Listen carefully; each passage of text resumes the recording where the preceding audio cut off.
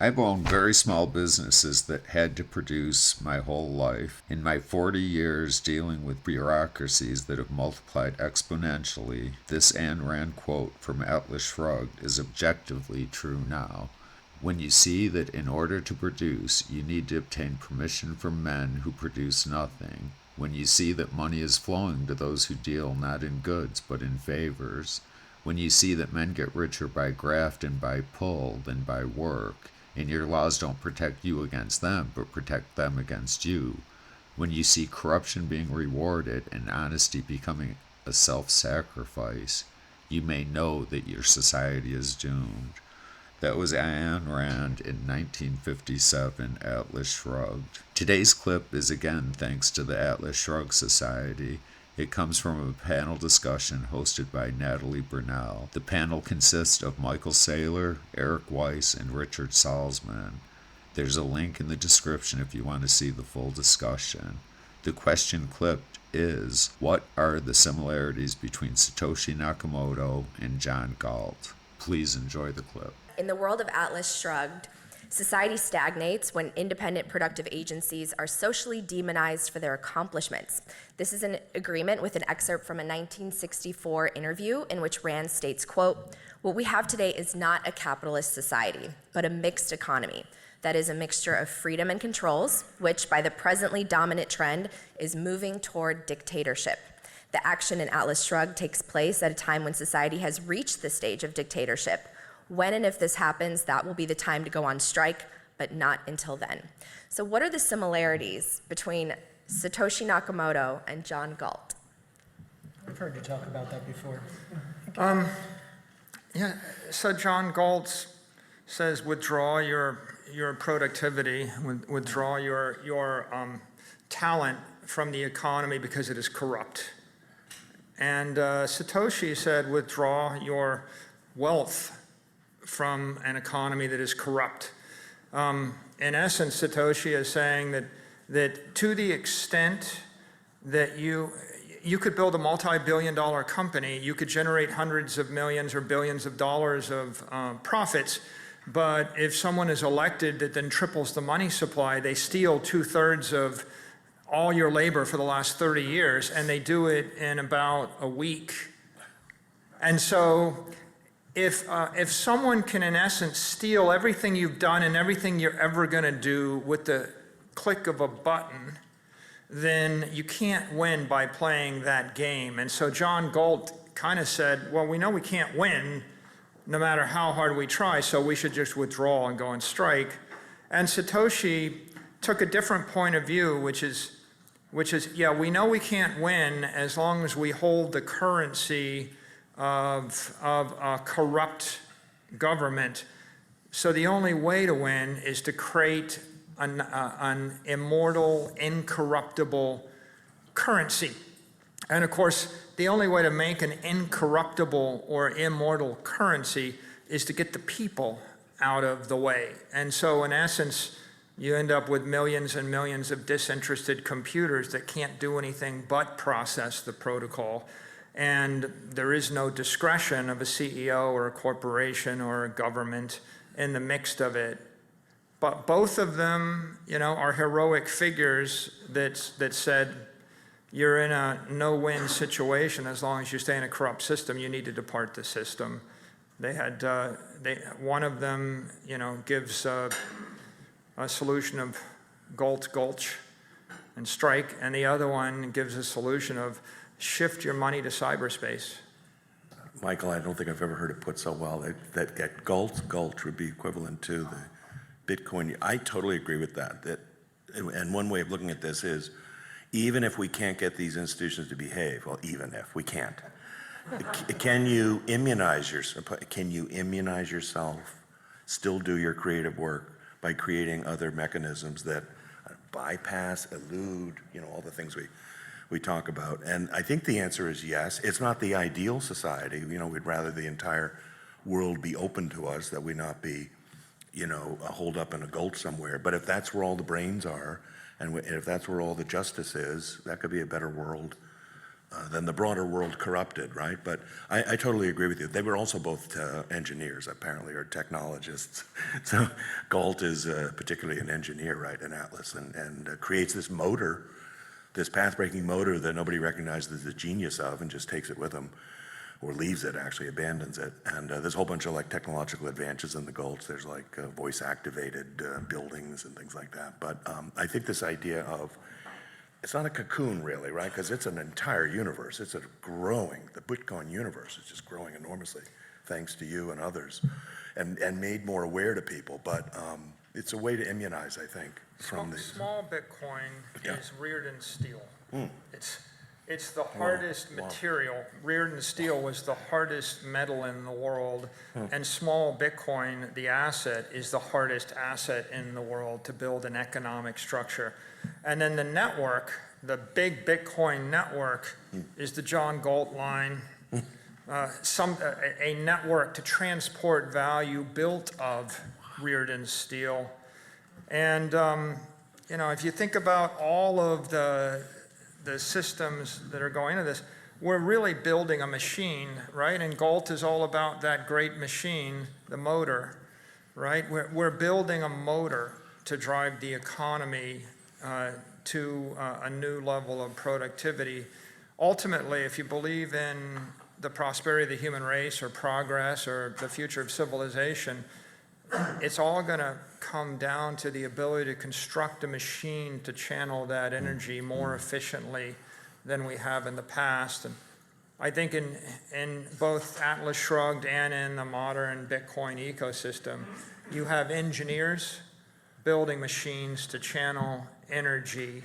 The only difference is in Atlas Shrugged, they don't have an easy mechanism to integrate the machine, into the nation, and you have politicians seizing the lines and seizing the assets. Whereas with Bitcoin, the machine is spreading everywhere in the world outside of the control of the politicians and the corporations and the centralized governments. And I actually think that the Bitcoin network will succeed, where maybe the John Galt line was a bit more of a heavy lift. And remember, similarly in Atlas, all the scare tactics, all the fear-mongering, Reardon Metal's a fraud, the bridge is going to collapse, this will ruin the economy it's a bubble. I don't know if they said bubble or not. Similar against Bitcoin. You see that against Bitcoin a little bit? Yeah. It's a fraud. Only fraudsters use it. It's going to collapse. The analogy. No one's ever used Bitcoin before. No one's ever used Reardon Metal before. Yeah. And then few, Dagny, others, right, use the metal, demonstrate its worthiness. And that still doesn't convince a lot of people, but you put on this panel showing that it works. And I love that analogy.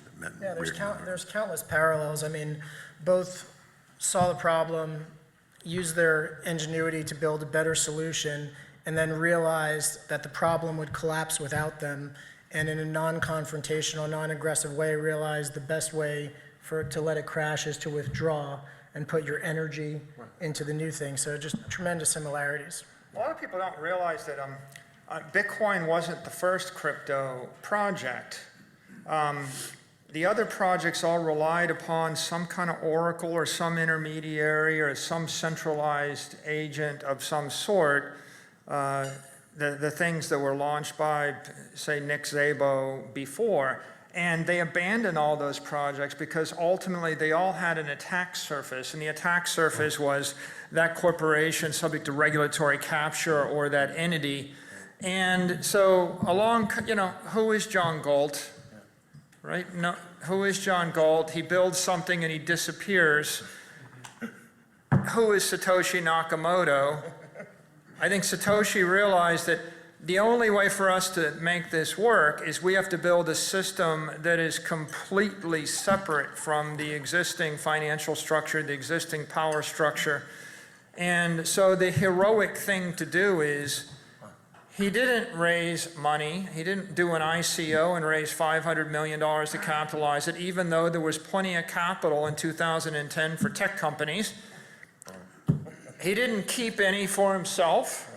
He didn't stick around, right? And he created something which, Bitcoin, we've got this thing in Bitcoin called Pizza Day. And the significance of Pizza Day is the Bitcoin network fires up January 3rd, 2009, and then it trades with no value until about, May 2010, 500 plus days. And on Pizza Day, it's worth a fraction of a penny.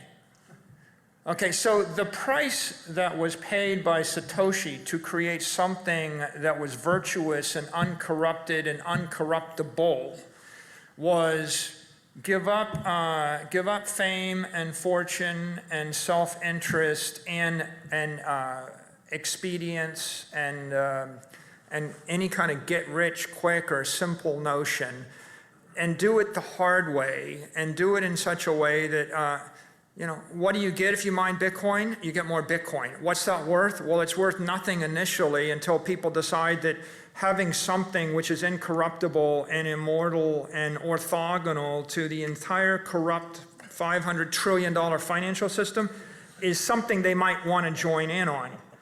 And the risk he took was, well, maybe people won't want to join. Maybe people won't believe in freedom and sovereignty and truth and, and self-determination through cryptography. But maybe they will. And Pizza Day was that first, okay, it's worth a couple of fractions of a penny. And then it's worth $1, and it's worth $10, and it's worth $100, and it's worth $1,000, it's worth $10,000. And so today it's alive, and it's something, but it was able to be bootstrapped without a CEO or a board of directors or a headquarters or a nexus or any early founders. And therefore, it does have this characteristic of incorruptibility. You could hold the gun to my head and tell me to change Bitcoin or you blow my head off. I can't change it. It's incorruptible, immortal, ineffable. You can say, by pain of law, shut down all your Bitcoin mining in the entire country. That happened about a year ago in China. They shut down half the network, had no impact, just a slight blip. The Chinese shut the entire thing down. You could shut it down in any state, in any country. You can't kill it because it doesn't have a head. It's a diffuse, decentralized swarm creature of sorts. And the price that we paid, was paid by the early cypherpunks and by the true believers and Satoshi Nakamoto, which is the selfless act of giving this incorruptible, immortal, fair, equitable network to the world without any fiduciary gain or interest and without any original sin. And where do you see that happen in the Western world? Occasionally, and when it occasionally happens, something good comes of it. And that's the story of Satoshi, and who is John Galt? Who is Satoshi? Yeah. Yeah, it's really inspiring to learn about the origins and how organic the growth was for Bitcoin. I first read Ayn Rand in high school in the 1970s, and I've been pretty black-pilled for decades. The more I dive into the philosophy and the promise of Bitcoin, the more hope I do have. I have grandchildren now, and this world needs hope. I want to have a small part in spreading hope. That's going to be the focus of this channel. Please comment with any criticisms or comment if there's anything I could do better. Thank you.